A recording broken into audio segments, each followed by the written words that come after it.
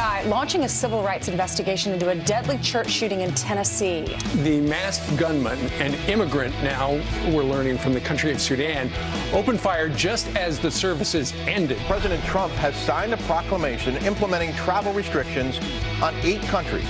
Some of the affected countries include North Korea now and Venezuela, as well as 6 others across the Middle East and Africa. 2 possible blows to the Graham-Cassidy health care bill coming from Senator Ted Cruz in Texas and Maine Senator Susan Collins. People are hurting, and they're begging, please, you've got to repeal this. You've got to give me some help. Our country waking up more divided than ever. More than 200 NFL players took a knee or raised their fist during our national anthem. This has to do with respect for our country and respect for our flag. No one in the NFL other than Alejandro Villanueva really knows what it's like to be a 25-year-old American in the middle of a country where everyone wants to kill you. Former Army Ranger Alejandro Villanueva was the only Pittsburgh Steeler to come out of the locker room before their game against the Chicago Bears.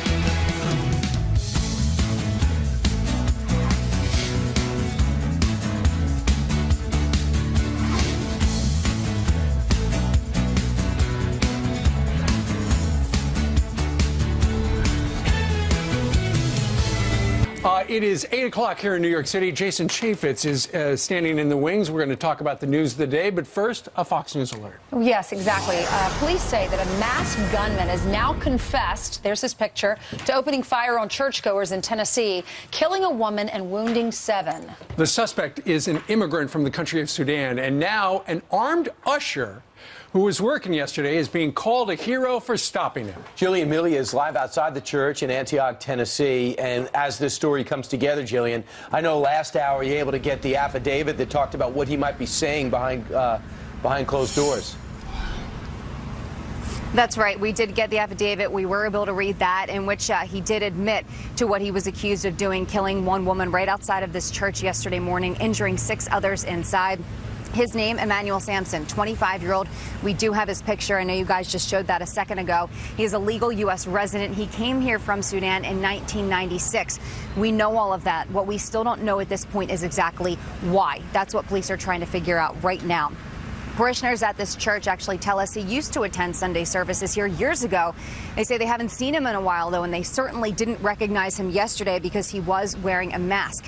He is in police custody. He is charged with murder, so more details are going to continue to emerge throughout the day today. 39-year-old Melanie Smith is the woman who was shot and killed just outside this church. As I mentioned, 6 others injured inside. You know, when you see tragedies like this, you hear stories of heroes that emerge here at the scene, and we've heard 2 so far. One is the pastor who immediately when he saw the gunman entering the church, he yelled for everybody to run, to get out as quickly as possible. One woman we talked to last night, she was inside the church. She told us, he saved my life. The other is that 22-year-old usher, Robert Engel. He actually got into an altercation with the gunman. Listen to police. Mr. Engel is the hero here. Mr. Engel was pistol whipped during this struggle. Sampson was shot with his own weapon. When he went down, Mr. Engel went to his vehicle. He's a handgun permit carry holder, and came back into the church with the gun and made sure that Sampson stayed on the ground until police officers arrived. So people say if it hadn't been for both the pastor and the usher, they don't know how this would have turned out. They are lucky and thankful that they were there. One quick note, later today, 3 o'clock local time, there will be a vigil at another church near downtown Nashville. Guys. All right, Jillian, thank you very much. Joining us right near here on the curvy couch is Jason Chaffetz, former Utah congressman, Fox News contributor. He's going to be on Outnumbered today. Congressman, as you listen to that story, it could have been much worse, but an usher, a good guy with a gun, had a permit, went out to the car, got his gun, kept the guy down on the ground until the cops came. I love it when you see ordinary Americans do extraordinary things. The guy's going to church, and next thing you know, he's running out to get to his car and save an untold number of lives. God bless him. We need more people like it. It's inspirational. Absolutely, but usher, a volunteer position too. He ends up saving this lives. Meanwhile, the #1 story yesterday was really because of the president's remarks on Friday, and that is you expected a massive show of protest. And the NFL Sunday, and it began at Wembley Stadium in England. What's your response to that? It's disgusting. Here, they're playing the national anthem. Americans are going over to play football and they kneel for the national anthem and they stand for God Save the Queen. Right. I mean, what is wrong with these people? But I tell you, that one Pittsburgh Steeler, get a copy of his jersey because he's doing the right thing and standing with the flag. Alejandro Villanueva is his name. He's an instant hero to many. 28 years old, 2 tours of duty in Afghanistan, a Bronze Star, and listen, there it is right there. He's the lone Steeler standing in public during the national anthem, Congressman. Standing for the flag, standing for the national anthem. You know, this is where President Trump is on this. I think that's where America is on this. And I God bless him for actually doing it, because I think he represented the United States the way we all want to be represented. You know, sports is something that I don't want to get politics engaged in it. I want to go there. I don't care where you are in the political spectrum. I want to go and enjoy a game and root for a team. And I think it's disgusting what they're doing, kneeling the national anthem. Yeah, there are a lot of people that do agree with the president. I mean, you have both sides of this issue. A lot of people out there are too afraid to talk about it because many people will accuse them of being racist. The president says his comments were not about race. He just tweeted this. Can we put up his tweet, please? Yeah, here it is. Right here.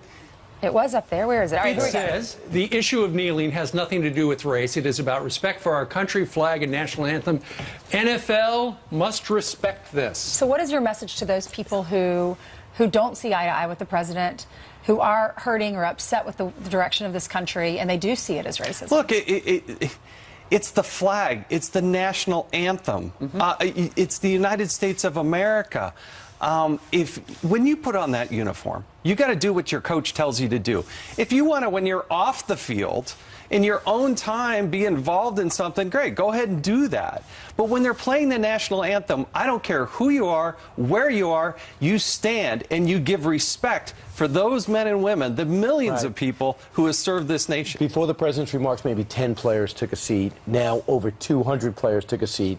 Now you have NFL owners coming in with the players, locking arms with the players. So it has turned, even though 60% of the public is against the sitting out the national anthem, it's clearly gotten worse. The infections come up. Would you like to see the president try to get ahead of this, call some owners in, some leader players in, some of his big, outside Colin Kaepernick, some other guys to come in there and start working through this? I mean, if they can talk it out, great. But I think the president has made his point. I think fans are speaking with their dollars and their eyeballs. They're not watching as much football. They're not going to as many games. You watch the Rams are a pretty good team. They can't, they're selling tickets for about the same price you can buy a pretzel. And there's a disgusting element to people who won't respect the flag that Americans are going to speak with their wallets and their eyeballs. They were so divisive. Should we just accept that we're going to be divisive, or should we try to get together on this? No, because most of the people in those locker rooms are great people. They are good people, and I respect that they have different viewpoints. But when we're talking about the national anthem, when we're talking about the flag of the United States of America, you stand and give respect for those 2 minutes. It's those 2 minutes where we set everything else aside and put our country first. Yeah, and remember the people who did make the ultimate sacrifice for us. And the president has been clear. He knows exactly how he wants this to end. He wants them to stand. Period. But it's not going to end that way unless somebody comes together, because it's not going to happen organically. Meanwhile, at 60 Minutes last night, John McCain sat down with Leslie Stahl, and when they're trying to get to the bottom of the relationship between him and the president, is it irreparable? Listen. Did he ever apologize for saying you're not a hero? No. If the president wanted to have a rapprochement with you, would you be receptive? Of course. Of course. There are some people who think that part of your no was to get back at the president, and that the thumbs down was kind of more like a middle finger to him. If I took offense at everybody who has said something about me or disparaged me or something like that, life is too short. You've got to move on. And on an issue of this importance to the nation, for me to worry about a personal relationship, then I'm not doing my job. Do you think he's moved on? Look, I think those were great questions, and I think he gave some honest answers. But the fact remains that we're missing this opportunity. The choice before the United States Senate is, do you want Obamacare or do you want something that's a step better? And I recognize it's not nearly what I think it should be. Right. But is it better than before? And we can't even get Republicans to vote Republican. And that was the point that Louis Gohmert from the great state of Texas had with us about 2 hours ago. And in fact, he went so far as to say, maybe it's time for the people of Arizona to recall Senator McCain. Watch this. He is one of those that said, I will repeal. If he had said last year what he was going to do, Kelly Ward would have beat him and Kirkpatrick would have beat him. But, you know, nothing inhibits recovery from cancer like stress. I think Arizona could help him and us. Recall him, let him, you know, fight successfully this terrible cancer, and let's get somebody in here who will keep the word he gave last year. What do you think about a recall effort? I think that was a bit over the top. I disagree with those comments from my former colleague Louis Gohmert, but nevertheless, there were every Republican campaigned on the idea that we were going to repeal and replace. I voted more than 50 times while I was in the House to repeal and replace Obamacare. Do you think when we were playing with live fire that they actually brought that bill up for us to vote on? No, they didn't. So you saw a bill that you said should replace Obamacare. Where is that bill? Look, we voted on it more than 50 times. Then when we actually had a president that would sign it, they didn't bring that bill up for a vote. And the problem is, if we're coming to the end of September. If you don't pass a budget, which the House has done, but the Senate is nowhere close to doing, if you don't pass that, then you lose the ability to use reconciliation to get to the 50 vote threshold. So after that, it goes up to 60 votes that they have to get. It makes it that much harder. Last week it seemed most were more optimistic about this bill. This week it seems maybe not so much. Is it going to? It's not going to pass, is it? Look, Congress is out of session in all of August. Because of the storms, they were only in session for 7 days. I think 4 of those were fly-in and fly-out days. They've been out the last 10 days. They're coming into session today, and Wednesday they're going to take off, no voting, because they're going to go off-site and talk about what they think should be in the tax reform bill. Rank and file, you say, are outraged. Rank and file is just beyond themselves because these are good, decent people who are working hard. Can anybody tell you what's in the tax reform bill? No. Is there a replacement bill for health care? No. What are we doing about North Korea? Don't have that. And what are we going to do about the budget? Haven't been able to pass it. It's due in law. It was supposed to be passed by April 15th. It's September. And they still don't have a budget. It's a numbers game. He'll be on Outnumbered today at 12 noon. Jason Chaffetz. Thank you. Thank you very much. All right. They wear you. When you come to town, we wear you out. All right. Thanks, Jason. Straight ahead. Fox News alert. President Trump talking top on North Korea, appearing ready to use military action. But are Americans really ready for that? We'll give you the numbers. Plus, New York City's Mayor Bill de Blasio knows what happened to Hillary. His theory, it's a doozy. It's so valuable.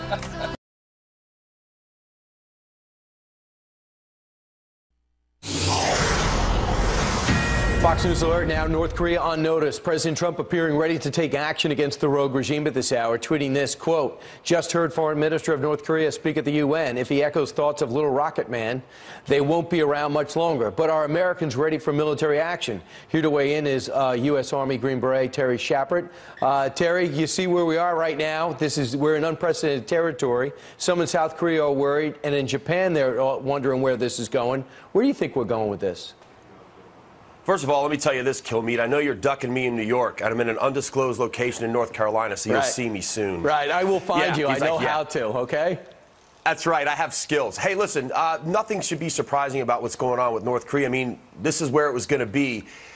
Victor Davis Hanson, who is one of my favorite writers, a national treasure, wrote an article a while ago talking about what if this is the other way? Like, America was in control of a rogue state that was belligerent to all of our China's allies, and how long would that go on? There would have been a war already. So, I mean, there's a lot going on. We have the 2nd Infantry Divisions there. There's a lot of conventional forces, but this is good. This would have had to been done sooner or later. And so, yeah, it's edgy and it's a bit scary, but this has to be done. At least in some way, he has to be put in his place. Right. And right now, if you ask the American people about this, because he does have nuclear weapons, they were asked, and they said 58% favor using diplomatic efforts first, 35% are opposed to doing it. We're at the point now, though, Terry, is whoever was the 45th president would be dealing the same way. But some in the State Department are worried about the bellicose tone of the president. Are you? No, I'm not that worried about it. Listen, President Trump's going to be President Trump. This is how he's going to be. He's always been this way. I actually kind of filter out a lot of the way he says stuff or even what he says. But you bring a good point. Whoever was in charge right now would have to deal with this. I think President Trump's at least strong stance is the right way to go because it's gotten us nothing to this point. You know, we've placated them. We've played games with them. And we've got nothing for it except more threats to us and, of course, our allies, which are very important to us. And we can't discount that. So ignore the talk. I tell people in the U.S., please just ignore the talk and just watch what the president does. More importantly, watch what our enemies do in response to him. That's what really matters. Terry, you know, overwhelmed because of this NFL stuff over the weekend, but last week was a great week for the president and making diplomatic inroads with some of the people we need to put the pressure on North Korea, namely China. That's what I sense. He's building up the personal relationships just 8 months in. Yeah. Yeah, you're right, man. I mean, here's the thing. China, you know, North Korea has been China's pit bull for quite a long time now. And China knows this. But China also has a good gig dealing with the West. And they realize if North Korea goes too far, that money, that gig, that's going to go away. So eventually this is going to work in China's interest to curb North Korea. And I think, again, people don't realize that part of the world values strength. It values, you know, someone with an iron fist behind it. And before this, we haven't had a president who was really that way. And I'm glad you put your personal animus towards me to the side to talk about North Korea. Thank you very much, You know, I did, Brian, because, you know, you and I are sort of friends, and I want to maintain that. I know. Somehow, some way, we'll weather the storm. Thanks so much, Terry. Great job, as usual. Coming up straight ahead. Think you heard it all when it comes to insulting our president? You better sit down. London's mayor just weighed in. He hit a new low. Plus, we have Sean Hannity here, which is going to be a show high, as well as Geraldo Rivera in Puerto Rico, telling us how bad it is. And, man, it is bad.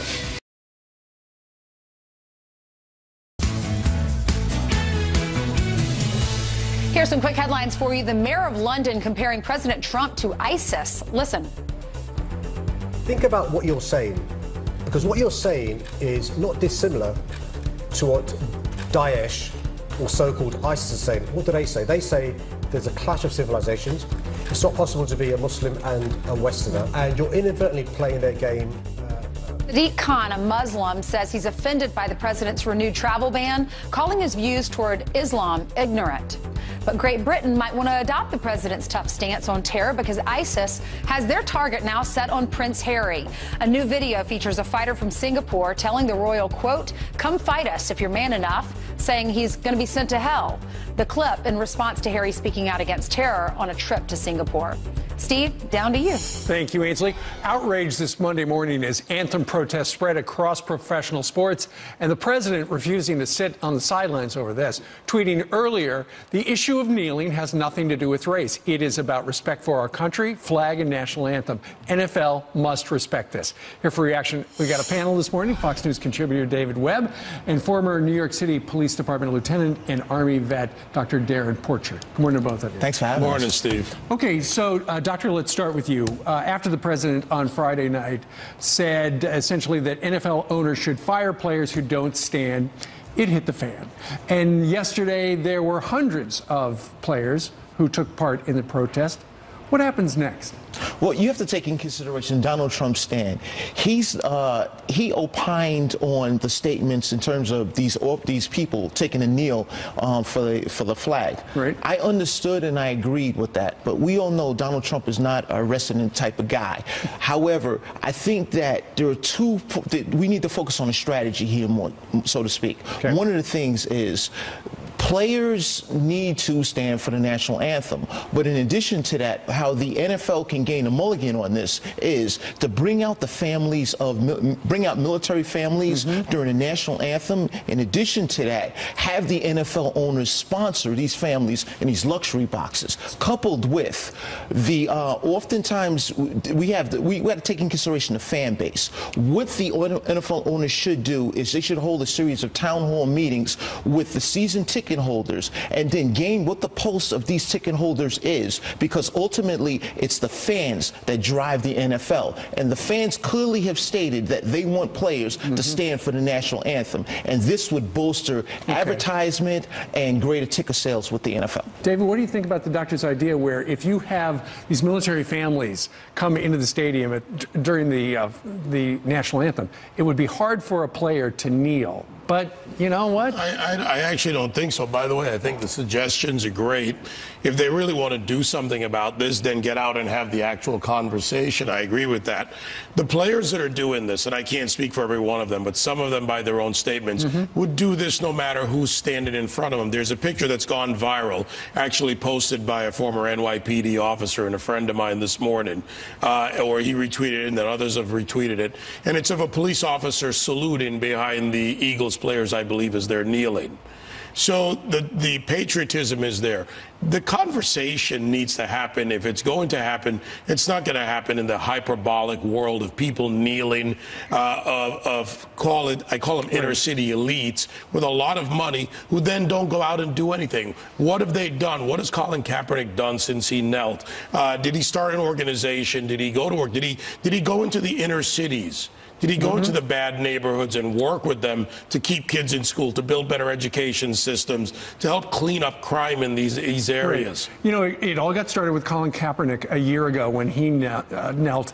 But ever since then, there have been so many people kneeling. I was reading something today where it said it's been unclear why various players have been kneeling. I mean, is it because of racism in policing? Is it racism in general? Or is it solidarity with the other players? You know, it's become like the pet rock of politics. That's really what it is, where they're doing it. But now it passes on in a dangerous way socially, where 8-year-olds are kneeling and their coaches and giving them full context. That's not right either, because these 8-year-olds don't understand why they're there on their knees. Their helmets are bigger than their shoulder pads. This is when you're at that age. You should be learning about team sports, about working together, about what we can do. You should be learning about the country. You should be learning about the context of what the anthem and the flag stand for and what they represent. Their rights are not in question.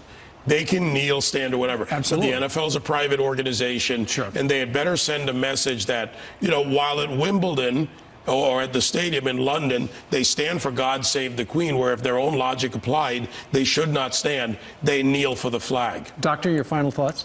I think that we as Americans, we need to respect and honor the traditions that have brought this to be the great nation that it is. We need to progressively get away from these sports emotions, and they need to focus on playing the game. If you want to practice your First Amendment rights, that's fine. We live in a great nation. However, do it on your own time, not in front of us as a national audience. Well, Donald Trump on Friday saw something he didn't like and called him out, and now we're talking about it. Guys, thank you very much. It's great to be about America. All right. So what do you think about that? Email us. Meanwhile, coming up, complete devastation in Puerto Rico after Hurricane Maria, but our own Geraldo Rivera was able to reunite with his family in the middle of it this weekend. Look at that. His family okay, and he joins us from Puerto Rico coming up. Then President Trump unveiling new travel restrictions to keep America safe. Our friend Sean Hannity here to react to that. Plus, he's got some big news of his own.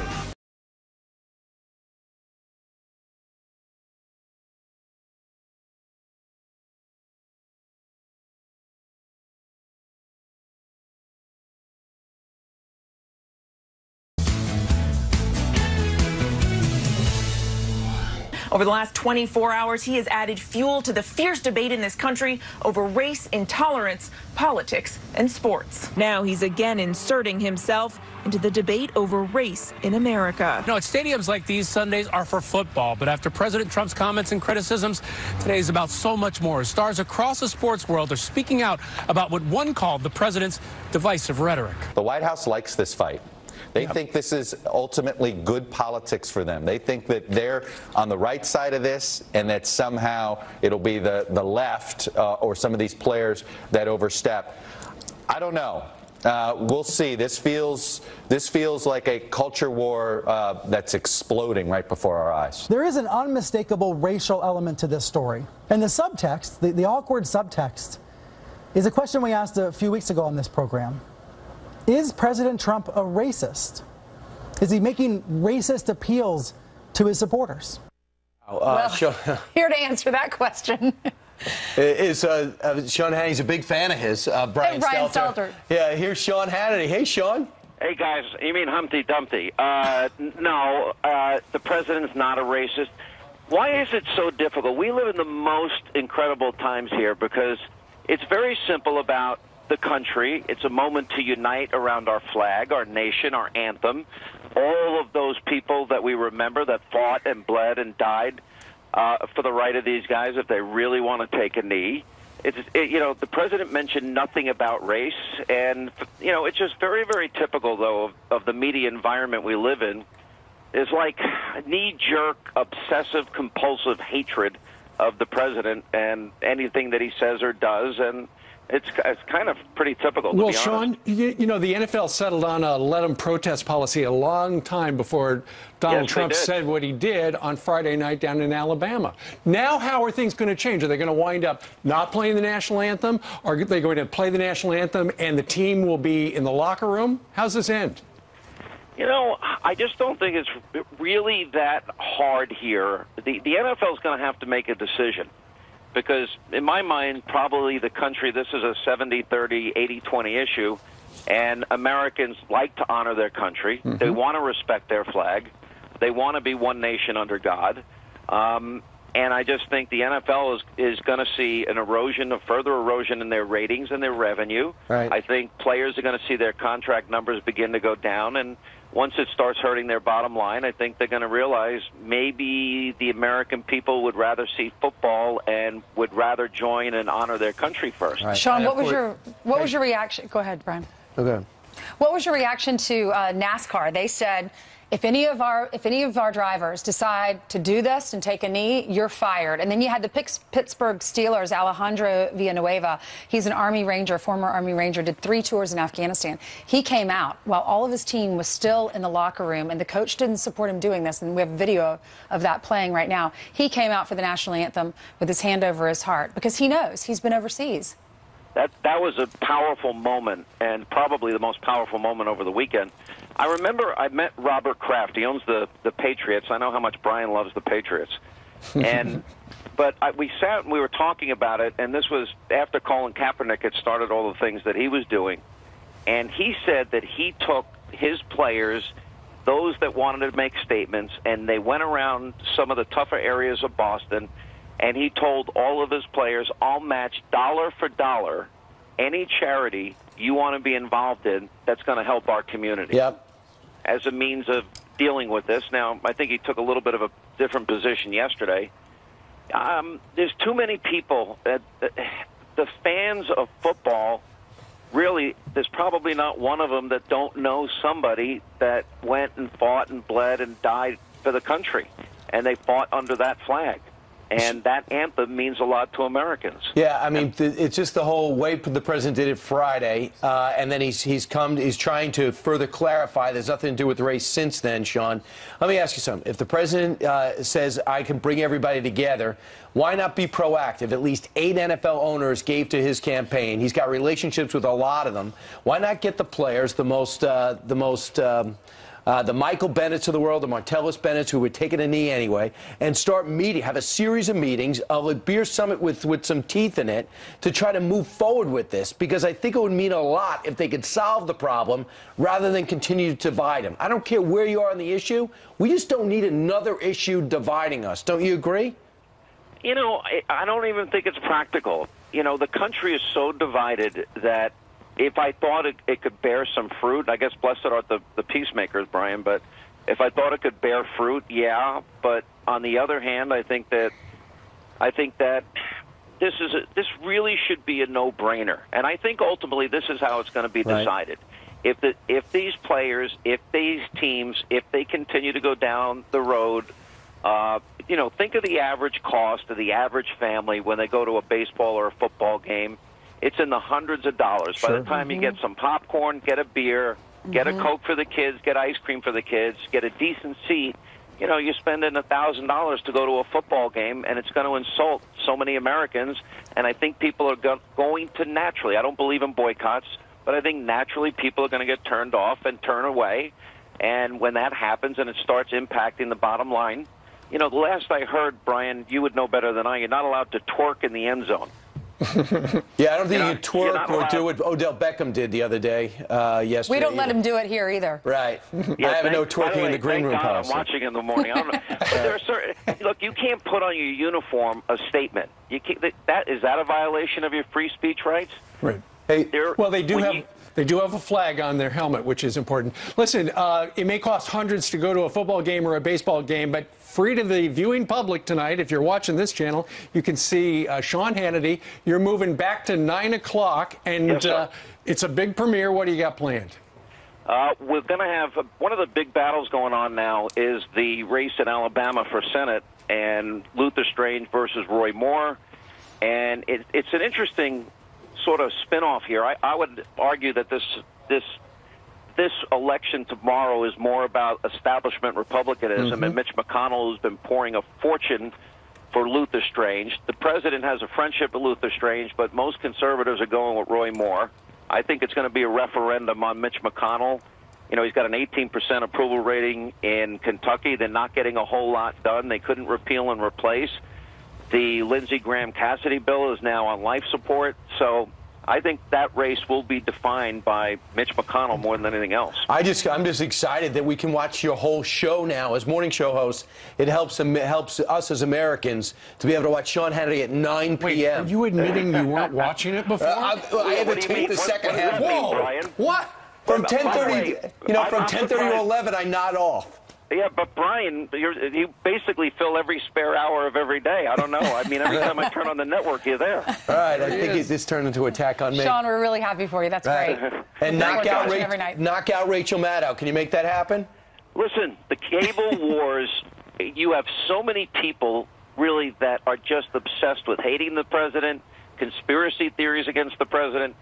We're going to be such a different show that I'm not worried about what the other two are doing. All right. Sean, good luck. He's Steve on. Bannon tonight, his first cable interview since leaving the White House. You'll see 12 hours and 18 minutes from right now, right here on this channel. Sir, thank you very much. Thanks, you, Sean. Talk soon. You bet. All right, also a Fox News alert. Widespread devastation in Puerto Rico after Hurricane Maria, and the problems could last months. Wow. And Geraldo Rivera just reunited with his family in Puerto Rico. He is with the Puerto Rican governor and joins us live next from San Juan.